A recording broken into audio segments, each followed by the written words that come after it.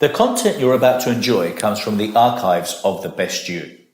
We're devoted to the very best in personal development, with a platform and resources dedicated to inspiring and changing people's lives. At The Best You, we work with the world's leading writers and trainers on the evolution of the self, and people whose journeys have been affected by their work and words. For more information, go to www.thebestyou.co.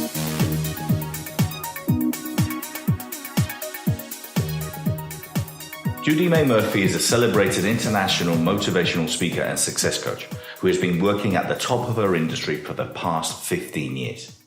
As well as having regular television slots on BBC, ABC and CBS, just to name a few, she's also been an executive coach across multiple industries and companies.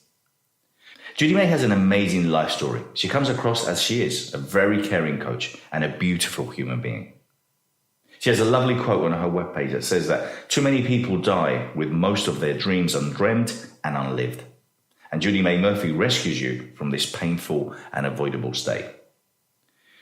My work with her, Judymay spoke at the Best You Expo in 2018 in London, and her room was packed and everyone loved her. She's just great at what she does. She's a pro. She's been doing it for many, many years. She shared the stage with so many great speakers all around the world.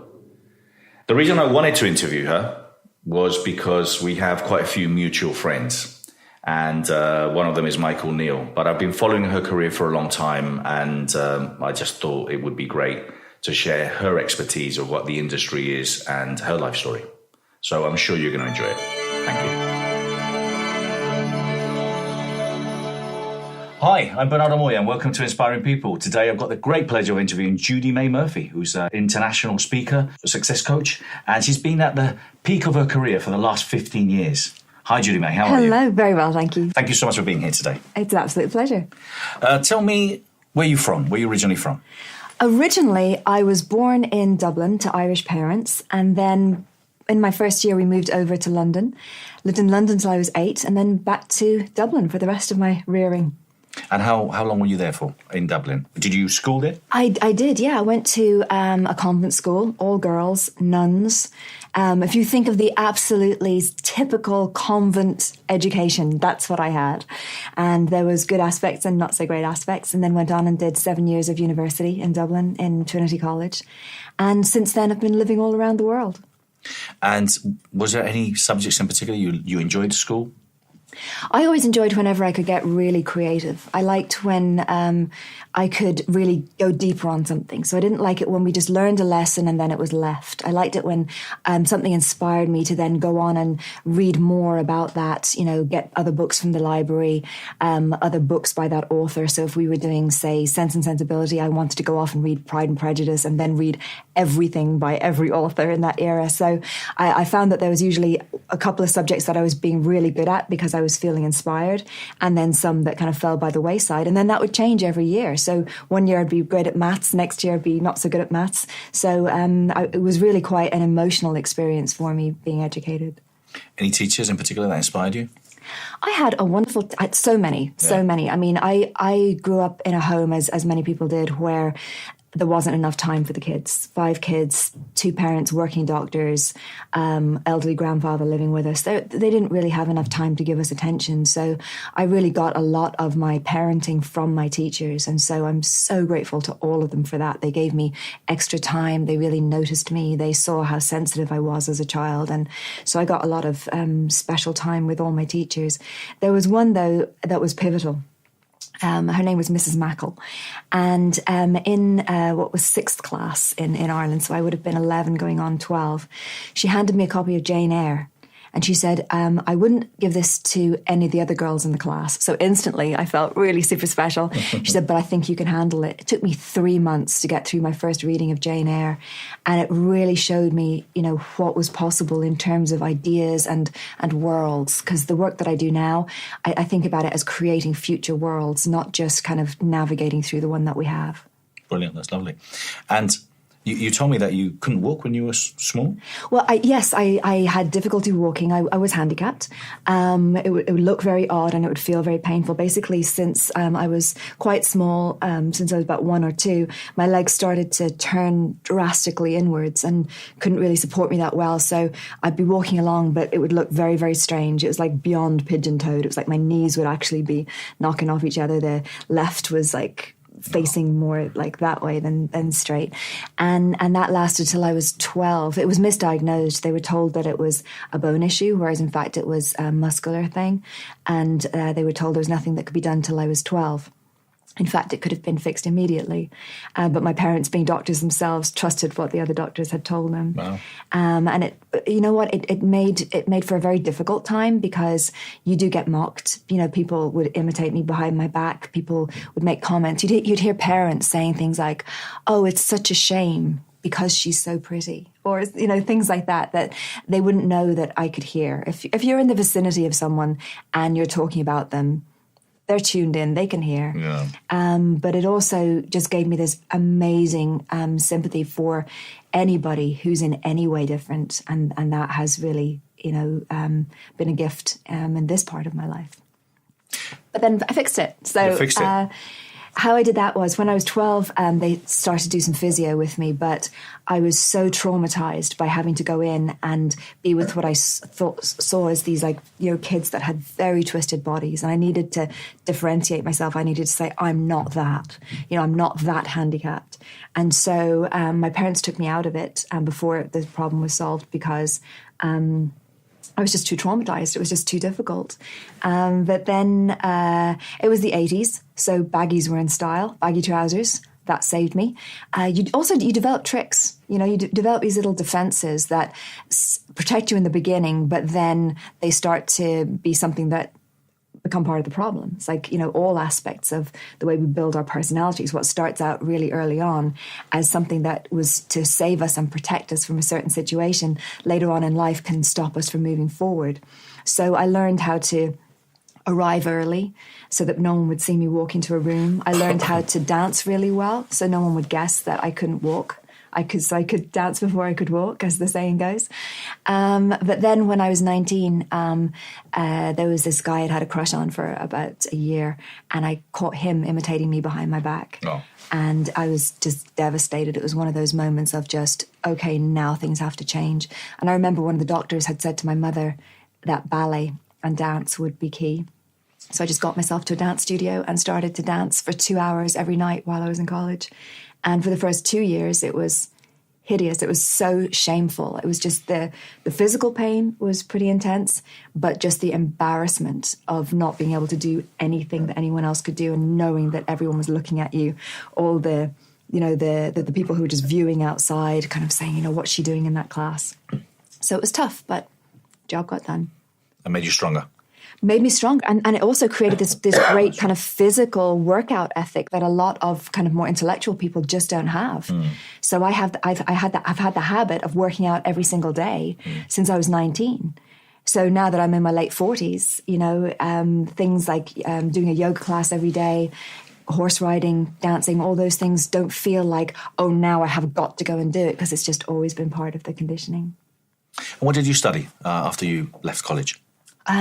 Well, when I was in college, I did drama. That was my first degree, was a 4-year, 2-part moderatorship, as they called it back then, in drama and history of art. And then I stayed on with the drama department for another 3 years and studied. I got an MLit, Master's in Literature, over those 3 years. It's like a research degree. And within that, I got to study everything. It was just a divine part of my life where I got to look at linguistics, semiotics, psychology, philosophy, history, just anything. I could just pull in any kind of wisdom to back up all these things that I was stating in my thesis. So that was where I learned to think. Before that, I was kind of like just, you know, moving information around. But there's a difference between moving information around and having good ideas and being a really awesome critical thinker. And that's what I got out of that time. And did you have a plan in mind with what you were going to do with what you were studying? I did. Yeah. And it happened. And then I got to the top of that tree and I was like, oh, I don't actually want to be here. So I had always wanted to be a theatre director. And I ended up being a theatre director and playwright and producer and had my own theatre company, and we were doing really well, getting great reviews, winning awards for different things. And I just didn't love it. It wasn't enough. It wasn't enough. So there was this period of a few years where I went and lived in Kathmandu and lived in Paris and got my heart broken a million times over. And tried to work out, what is it I'm supposed to be doing here? There's more. There's got to be more. And I ended up living in Hollywood, learned how to write comedy, went back to Ireland, was a comedy scriptwriter and performer. Wasn't very funny. There is a difference between being funny and being clever. And I was clever, which, looks like funny in the right light enough times to keep me on the payroll, but it really wasn't bringing me joy. So I was really, really happy when I found this. A lot of people I've interviewed over the years, I mean, not always, but quite frequently, they have some kind of turning point in their life, which puts them on the path that they want to follow. Was that your case? Yeah, I feel there was a few, but that certainly one of the most dramatic ones was when I was living in Hollywood, having left Paris because Paris was too difficult, then went to Hollywood. I don't know what that reasoning was about. I claim I was a critical thinker at that stage, but really hit a low. A relationship went wrong. Just at the turn of the millennium, I realized that I didn't want to be there, but I didn't know where I wanted to be. And I actually, that's the lowest I've been. That's the only time where I thought I might check out and, not carry on. And it was only the fact that my grandmother had killed herself and that I knew the devastation that it caused in my family. That was the only thing that stopped me from doing that. And then I thought, well, because I'm not doing that, all of this is extra time. Let's have some fun here. And when I stopped being so serious about my life, kind of freed up the more playful, creative aspects of my brain to sort of say, well, let's try this. And that's when I ended up as a comedy scriptwriter. And how old were you then? So I was 31 at that point. Okay. And I got the tattoo. I've got one tattoo. I think when you get a tattoo, it means something's going on. And it was a tattoo it was a symbol for new. Yeah. And I just wanted to remind myself that no matter what path you've trodden up until now, you can always make a new decision, a brand new start, any moment of any day. And so at the time, the brand new start I made was to, start to write comedy for TV. But the best gift came to me. I was working on a show called Bull Island, which was sort of the Irish big satirical show. It was the #1 show at the time. Very exciting to work for.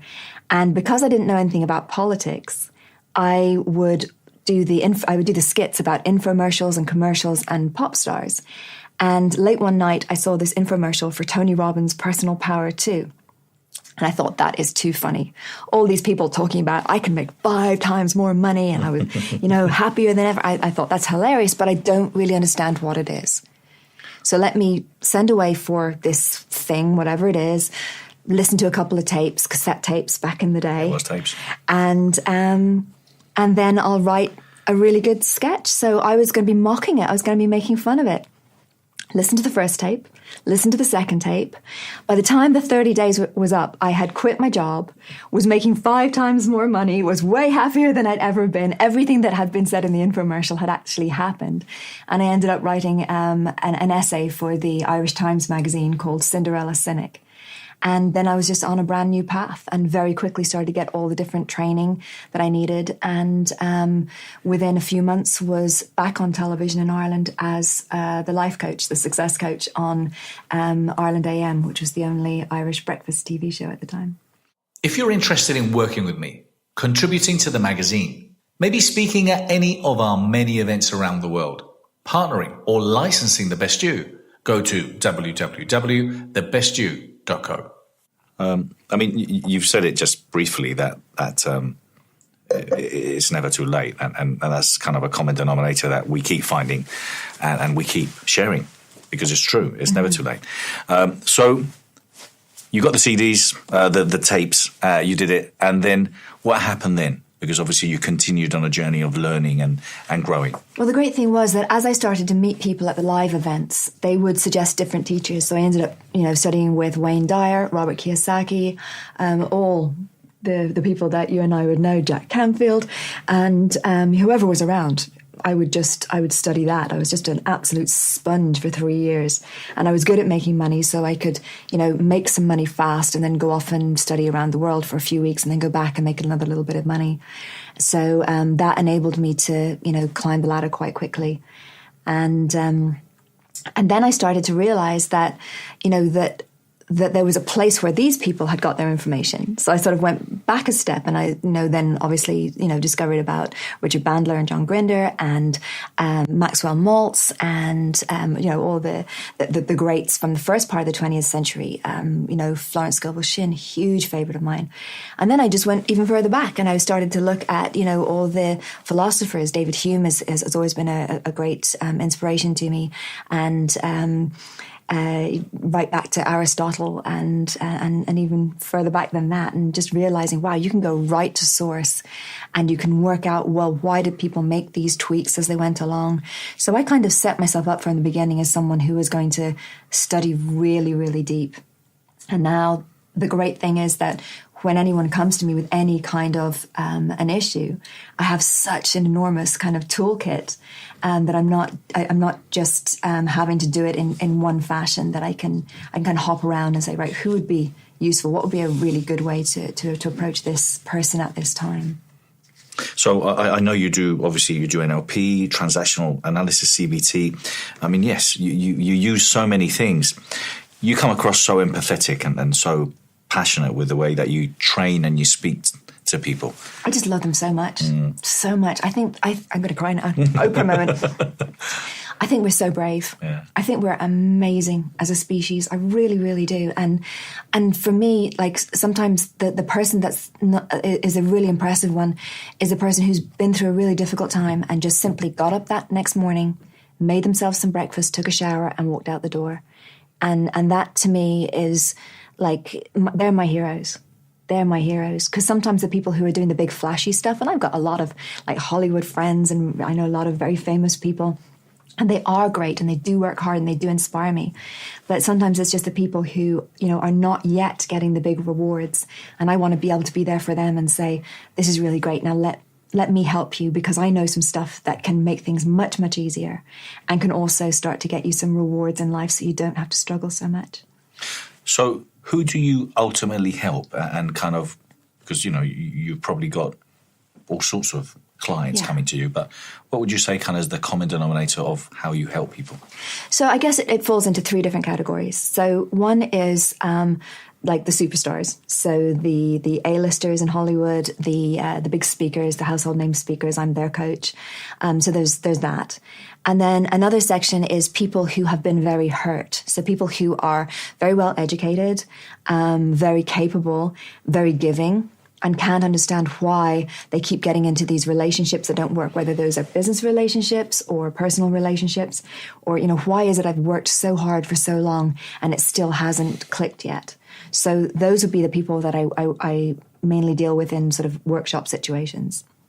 And then there's also people who just, I do a lot of radio and TV around the world. So that enables me to reach people who otherwise wouldn't do something as sophisticated as come to a workshop. Because sometimes we forget that, reading a book, coming to a workshop, they're pretty sophisticated acts of, let me improve my situation. Most people don't know that that's available, or they don't know that it's going to get them the result that they're looking for.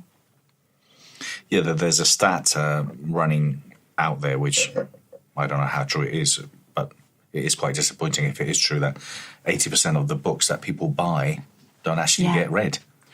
They leave them on the shelf. And also, I would say that 80% of the books that are written shouldn't be read, but I don't think it's the same ones that are being abandoned. So we got a little tweak there. But the thing is, like, why? This is the thing I love. Why does it not work for some people? Why is it that one person can follow one strategy and it will lead them where they want to go? One person can model a person and get the same result. And for someone else, it's not the case. And that's where I love to kind of look into the details of, well, that person had a testosterone predominant brain. This person has a serotonin predominant brain. And just looking at things like that, aren't usually that kind of information. The neurology stuff isn't directly applied to self-help. So I like to do that. Same with things like a lot of what I do right now is about complex PTSD and how that affects the kind of results that people get. And a lot of the time people give up because they're taking someone else's medicine. Like, that information is awesome information for somebody else at a different point in their life. But, the thing that, like, an 18-year-old young guy who comes from a really great background, the kind of information that he needs and the kind of advice that he needs is very different, say, from, a newly divorced mother of 12 who's in her late 40s and feels like it's all over. She needs something very, very different. So that is where I think that our industry needs to go next, is looking at the subtleties. We're already great at kind of like, okay, you can do it, move forward, push, go big. That stuff is kind of almost overdone to the point where people don't believe it anymore. Yeah. But I think that where the coaches and speakers that I coach are really, and I'm sure it's the same for yours as well, where they're really cleaning up is the fact that it's like, wow, there are people out there who don't just want the quick fix. They want to learn more about themselves.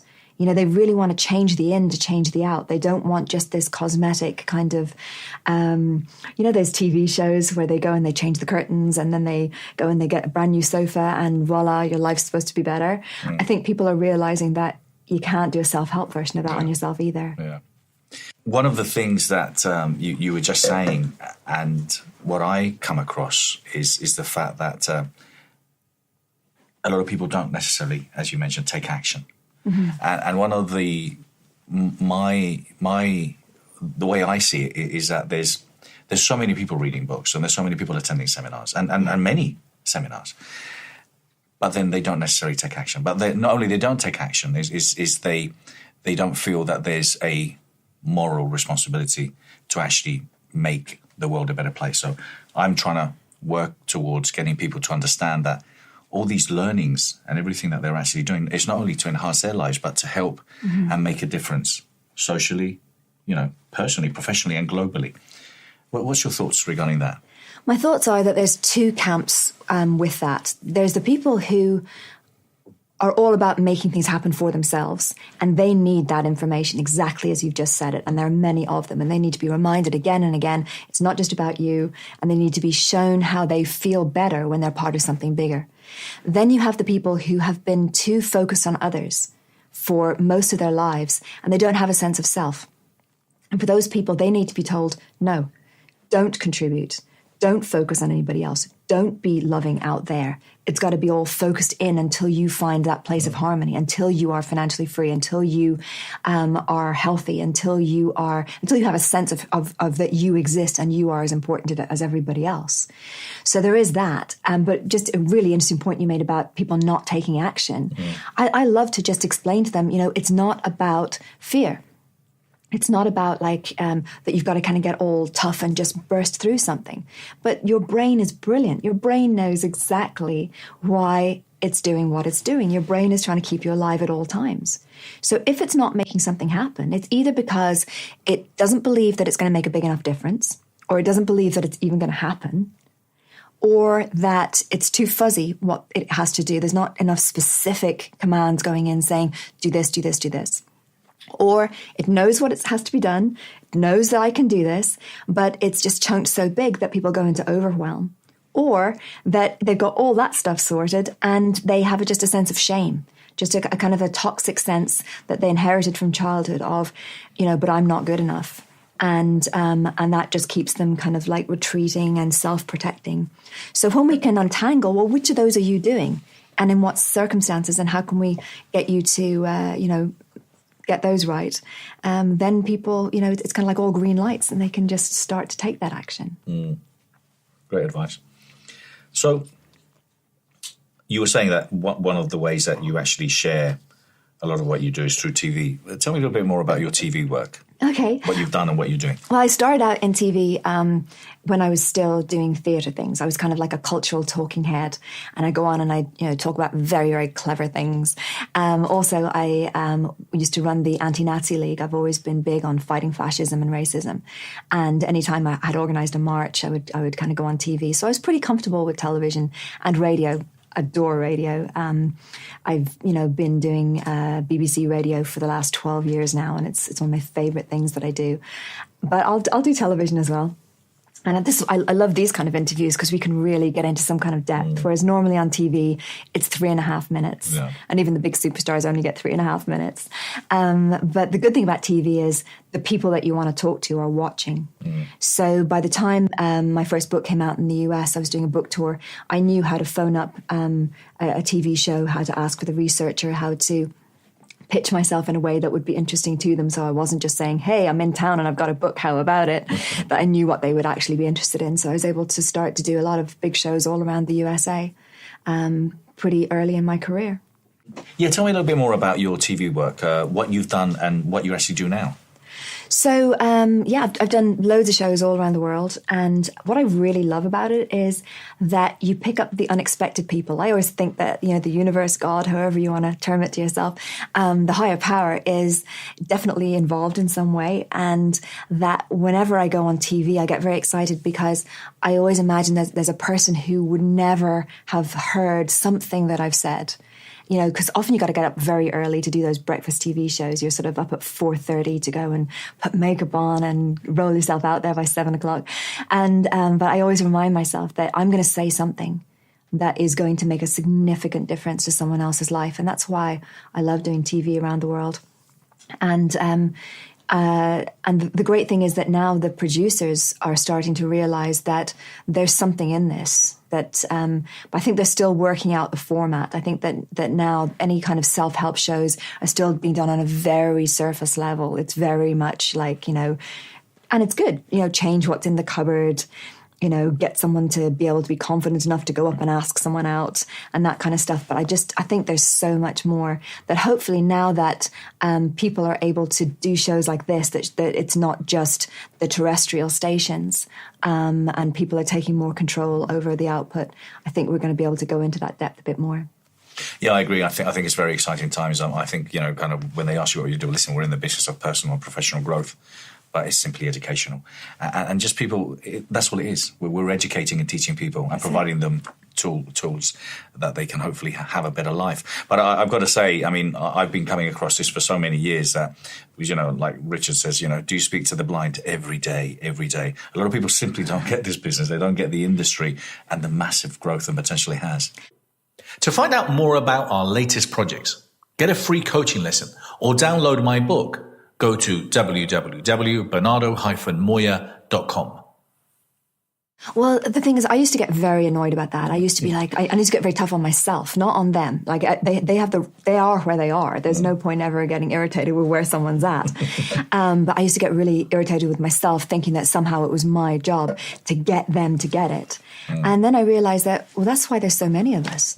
That very often someone will kind of like open a little chink in the door. I remember the very first self-help thing that I did was Julia Cameron's book, The Artist's Way. And then that kind of set me up so I was ready 2 years later for when I first started to do Tony, which then opened me up for, things that I wasn't ready for yet, like Eckhart Tolle. I when I read The Power of Now, it just irritated me when it first came out. I was like, well, when he writes The Power of Right Now, I'll do it. But what's this slow stuff? So, people are ready in different ways at different times. And we've got to remember as well that life is the great teacher. We're just kind of helping life. We're just kind of spotlighting and shining a light on those aspects of life and kind of trying to shortcut the lessons and get people to learn them faster and in ways that are more suited to who they are. But I'm never concerned about it because it is set up perfectly that everyone will learn what they're here to learn. I feel at the end of the day for us, for me, I've always felt in a way that, if you want something done, you've just got to lead the way. So yeah. I've given up myself on trying to convince anyone and just get on with it. So we've been doing our own content, putting the whole, the TV material for the last 3 or 4 years. But I think there's going to be a big before and after. I think after the Tony Robbins program documentary on Netflix, that's just been phenomenal. And I can see, as you said, now I can see a lot of producers starting to get a little bit more. Yeah. Absolutely. Tell me a little bit more. You've shared the stage with so many greats. Just name a few I know it could probably take you. I don't normally do this. A lot of people do it. They sort of say, "Hey, I'm sharing the stage with," but you know what? At this point, they're my colleagues and my buddies. I know. But I'll tell you who I particularly admire and who I'm particularly close to. People like Mike Dooley, Michael Neal. Love Marion Faithful. Love her too. Marion Williamson is who I'm thinking about. Yes. But the first time, obviously, when you're on the same platform, same ticket with someone who you really admire, like Tony Robbins, Robert Kiyosaki. I've even shared a stage, not a stage at the same time, but I've actually also been on a ticket with Trump way back in the day. But you know what's really, really interesting to me is the fact that, in the same way as a lot of people love a lot of indie artists. So not everybody is a huge Beyonce fan. Not everybody is a huge fan of Coldplay. But people, they find what works for them. And in the same way, this is why I love the fact that I train coaches and speakers, is that I know that they are going to be somebody's version of the Smiths, right? Or they're going to be someone's version of whoever, that indie band, their version of that. And it's going to be just right for them at that time. And it's going to mean everything. And so I like it when we take the spotlight off big names sometimes to sort of say, what else is out there? And that is a tricky thing right now in our industry, is how do you sort things out? Because everyone's done TED Talks. Everyone is styling themselves as a best-selling author. Everyone's styling themselves as a motivational speaker. And there's a lot of good, but how do you make sure that you're getting the people who really know the stuff in depth and have lived it, aren't just speaking it and hoping to get there themselves someday, but people who are actually financially free, super happy, living the life of their dreams? Because that's important. Because there's lessons that you can only learn through doing.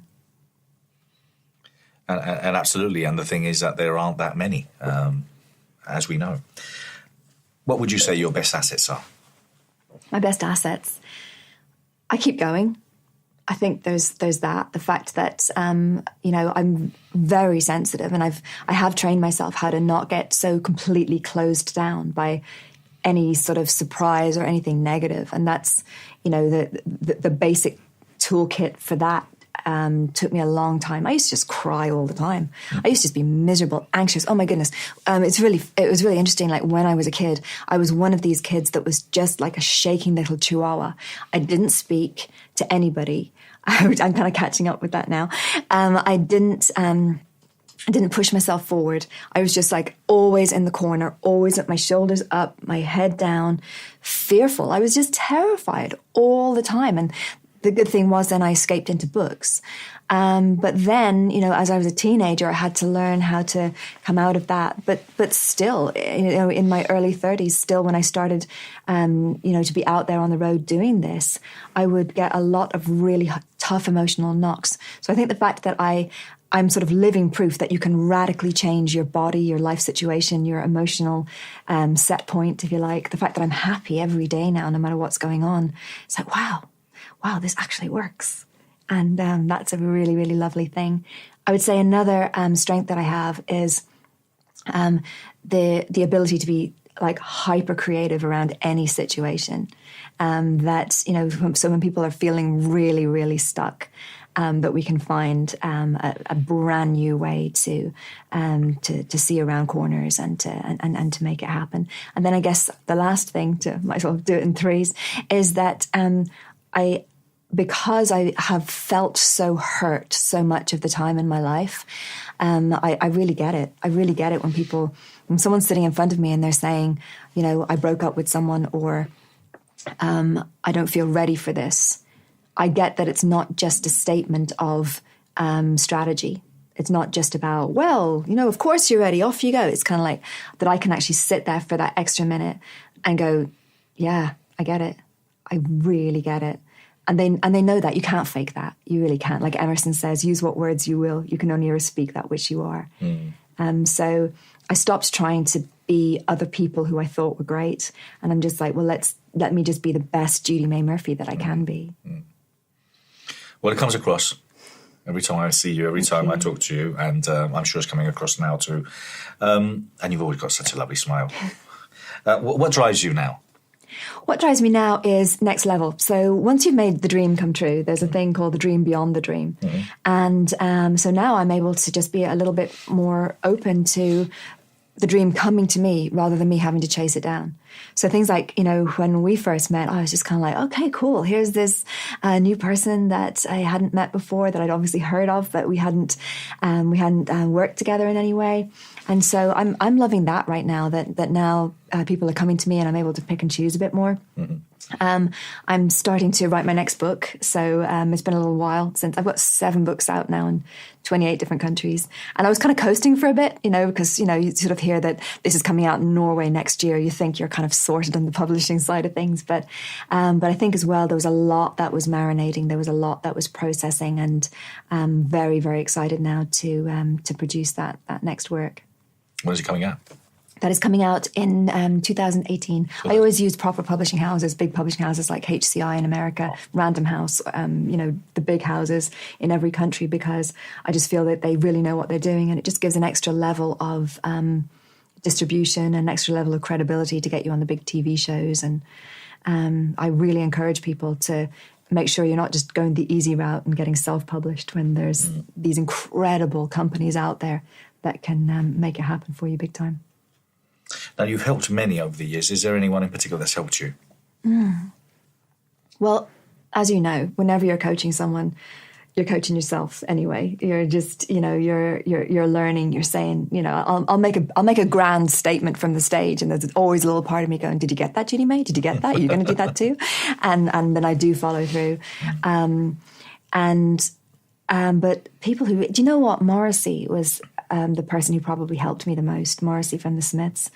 When I was 16, and I was the most sorry 16-year-old you ever seen. I was, as I say, just totally pale, really, really skinny. Legs still didn't work, so I was still handicapped. No confidence, never spoke. And when I saw the Smiths on television, I was like, wow, this exists in the world. Got myself to their first gig in the SFX. And man, I'm quite sly. I think some people call it tactical, but it's actually sly. And so if I want something, I get it. And I wanted to get backstage. So I used the fact that I, looked sort of weak and helpless. And I went up to a security guard and I said, I'm scared I'm going to get crushed. Is there another way out? And he pointed to a door, and I opened the door, and all the Smiths were standing there. And to cut a long story short, ended up with Morrissey liking my poetry. Writing to me. He used to send me big envelopes full of stuff and postcards and things. And when your absolute hero in the world, loves the way your mind works, says, I really like your poetry. I mean, that's just everything. And so there have been so many times during my life where I'm kind of like, oh gosh, what am I doing? Where am I going? And I just remind myself, you know what? You're the girl who Morrissey picked out as something special. So, you do have something in you. And I try and be that for every teenager that I meet, every teenager. Like, even if it's just for 2 seconds, they will get a hug, and I will say to them, I see what you see. Because there's something, and they're looking at me like, do you get it? I always feel with teenagers are looking at you like, do you get there's much more? Do you get that there's someone in here who's screaming to get out? And I always let them know I get it. So I'm hoping that I'm able to pass that forward. I'm sure you are. Thank you so much. Talk about your assets nowadays. New technologies changed so much, obviously, the last 10, 15 years. What do you think the best assets are for anyone to come out, finish uni, trying to find a job, maybe trying to reinvent yourself and do something different? What do you think you need? You need a really good way of thinking. That's what you need. Everything that you need is inside you. The other stuff is helpful, but there's no point. You can have the best technology in the world, the best team in the world, but if your thinking is faulty, if your way of processing your world isn't in line with your values, isn't in line with what you want to make happen, you're going to be frustrated, and your brain's going to close it down, because what's the point of going in a clunky way towards somewhere you don't really want to be? So I would say get that right first. Work out, what is the dream? What is it that you want to do next? Not the big life dream, just your best next guess for the next step. And then once you have that in place, just give it everything and have fun with it. I think I panicked too much about, oh my God, am I ever going to make it? Is my whole life going to be a disaster? And I think if I'd sort of relaxed and said, well, this is the time for, sitting in Parisian cafes getting your heart broken. This is the time for that you do have time. So don't sort of think that you have to make it all happen in 1 year. But at the same time, make sure you're making something happen. Make sure every day you are building yourself and working out, well, is that true? What else could be true? Questioning in better ways. And the best way to do that is to get the training from people who have learned how to do that, from people like yourself. Thank you. Well, so right. And the thing is that the quality of your life depends on the quality of your questions, the questions you ask yourself. And I think that's one of the things that people... And it's okay to get it wrong. As you said, have fun, and it's okay to get it wrong. Oh, it's vital to get it wrong. Absolutely. Yeah. The mistakes are, hilarious sometimes, and you learn from them the way you don't learn from anything else. I would add to that, when people sort of say, you got to ask a better question, you got to ask the right question. What most people do is they ask one question, and they don't even realize that they accidentally substitute at the last second for another. So they will ask a question like, what would be a really fun way for me to work out? And then they'll answer it. They'll say, well, there's that gym down the road. So instead, they've answered the question, what's the nearest place to work out, or what's the cheapest place to work out? So you've got to make sure you're always going back. I've designed my question brilliantly. Have I actually answered that question, or did I do a last minute substitution? That's great advice. That is great advice. And Judymay, many years from now, what would you like your legacy to be? Oh, I'd like it to be a living legacy. Thanks very much. So the plan is to live till 110, and that's why I don't drink alcohol, don't eat meat, vegan, don't have sugar, work out every day. But most importantly, stay super happy, so I'm not kicking off all this extra cortisol that I used to have going on all the time, taking care of the adrenals. So living legacy.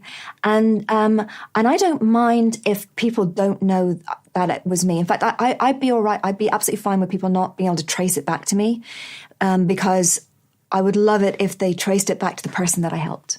So if I help someone and then they go and they become a better parent, a better teacher, a better speaker themselves, a more shining TV star or whatever it is that they do, that they become a better version of themselves through something that I did, I would love that to be my legacy, that the people I've helped created legacy themselves.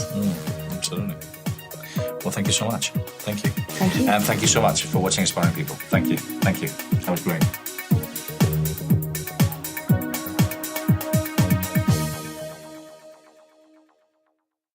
For more information, go to www.thebestyou.co.